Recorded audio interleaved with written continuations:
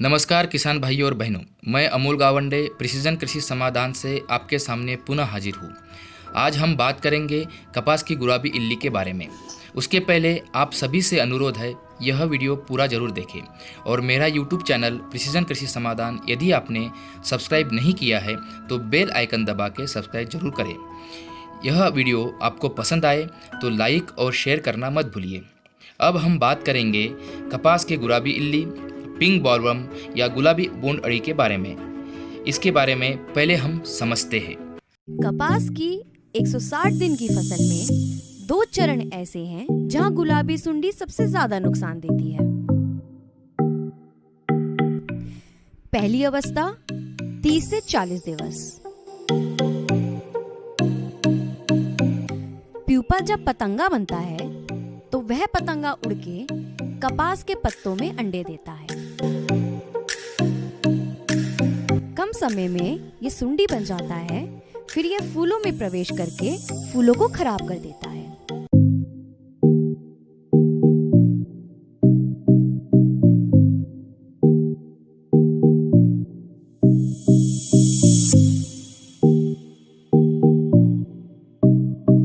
गुलाबी सुंडी की दूसरी अवस्था 70 से 75 दिवस।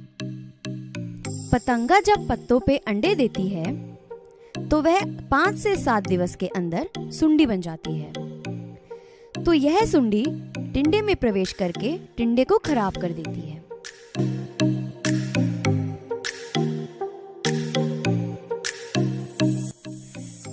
जब सुंडी टिंडे में प्रवेश करती है तो यह उसके बीजों को खा जाती है और पूरे टिंडे को खराब कर देती है।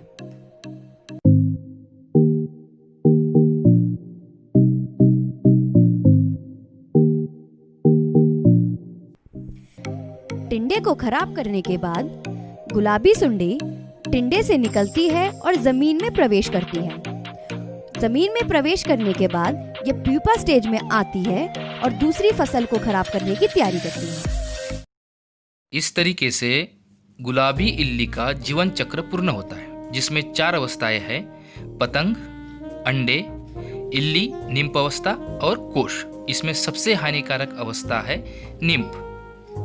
इस सुंडी और निम्फ अवस्था में जब गुलाबी इल्ली का कपास के ऊपर प्रकोप होता है तो इसके लक्षणों को पहचानना अति आवश्यक है।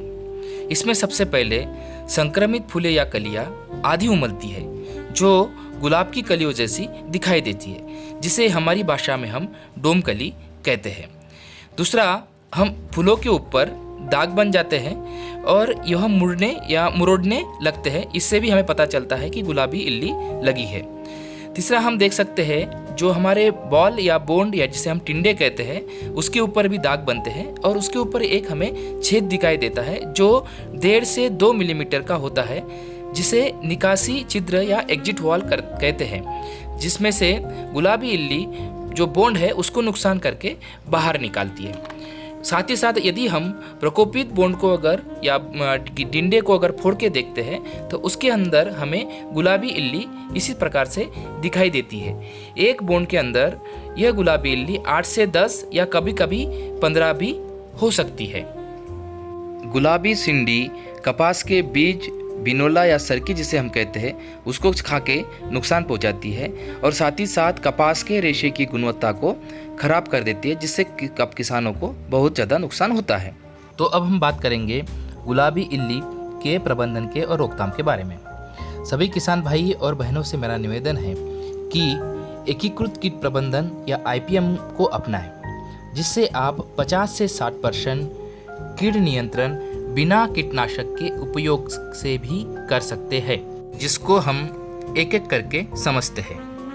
जैसे वर्षा आधारित या हल्की ज़मीन में कम समय अवधि वाली अर्ली वैरायटी जो 150 से 160 दिन में आ जाती है, ऐसे कपास की किस्मों का उपयोग करें। अगेती बोनी या अर्ली सोइंग करना फायदेमंद होता है। हर 5 से 7 दिन के अंतराल पर कपास की फसल में कीट निरीक्षण करें और उसके आधार पर पर्यावरण को कम हानि हो ऐसे पद्धतियों का उपयोग कीट नियंत्रण के लिए करें।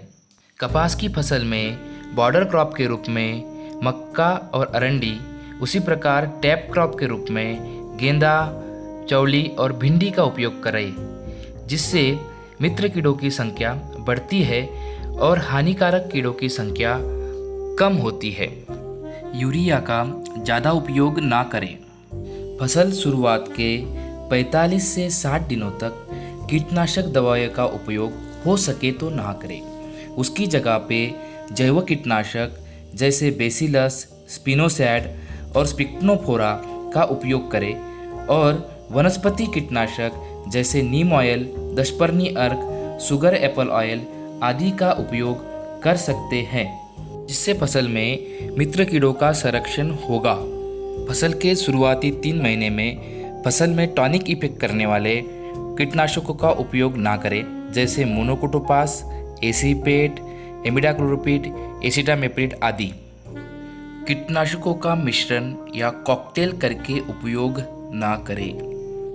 यदि आवश्यक हो तो विशेषज्ञ की सलाह से ही मिश्रण करें। नवंबर महीने से पहले किसी भी प्रकार का सिंथेटिक पैराथ्राइड्स, एसीपेट वो कॉकटेल का उपयोग न करें या हानिकारक कीटनाशकों का उपयोग ना करें, जिससे सफ़ेद मक्खी का प्रकोप टाला जा सकता है। गुलाबी इल्ली के निरीक्षण के लिए कपास की फसल में फेरोमोन ट्रैप का उपयोग करें। निरीक्षण के बाद यदि 10 से 15% के ऊपर नुकसान है तो हम कीटनाशकों का उपयोग कर सकते हैं। इसके लिए एक बात ध्यान रखिए कि एक ही प्रकार के कीटनाशक का उपयोग बार बार न करें। इससे कीड़ों की प्रतिकारक क्षमता बढ़ती है और कीटनाशक काम नहीं करता। इसलिए हमें कीटनाशक प्रतिरोधक क्षमता का प्रबंधन करना पड़ेगा और अलग अलग करके कीटनाशकों का उपयोग करना पड़ेगा। इसके लिए सर्वप्रथम सितंबर में थायोडी कार्ब 75% WP 30 ग्राम प्रति पंप 15 लीटर में उपयोग करें। उसके बाद यदि आवश्यकता है तो नवंबर में फेनोलेरेट 20% EC 15 ml प्रति पंप के हिसाब से स्प्रे कर सकते हैं। उसके बाद अगर आवश्यकता है तो दिसंबर में साइपरमेथ्रिन 10% EC 15 ml प्रति पंप के हिसाब से स्प्रे कर सकते हैं। किसान भाइयों, इसी प्रकार से हम IPM के माध्यम से कपास में गुलाबी इल्ली का नियंत्रण या रोकथाम कर सकते हैं। हम प्रिसीजन कृषि समाधान में हमारा उद्देश्य इसी प्रकार से सस्टेनेबल और टिकाऊ खेती को बढ़ावा देने का है। इसी प्रकार हम आगे भी आपके लिए नए नए वीडियो लाते रहेंगे। धन्यवाद।